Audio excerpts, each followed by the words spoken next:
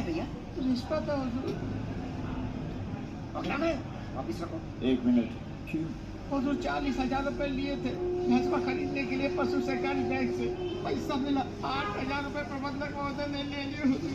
6,000 बड़े बाबू खा गए, 3,000 छोटे बाबू ने चिन्हा लिए सरकार। बचे हुए पैसों से भैंसवा तो आएगा नहीं ना सरकार। तो हमने सोचा आपका घर भर जाए तो हमको बहुत खुशी होगी सरकार, क्योंकि सब लोग कहते हैं कि आपका हिस्सा भी होता है।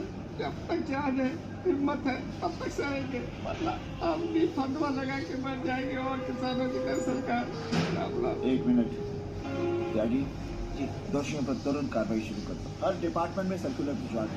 अगर कोई भी कर्मचारी रिश्वत लेते हुए पकड़ा गया तो ये सरंजीत की अदालत है। यहाँ पर तारीख नहीं पड़ती, फैसले होते हैं वो भी तुरंत, चाहे वो अपना हो या पराया। याद रखिए 24 घंटे में आपकी पूरी रकम आपके पास वापस आ जाएगी।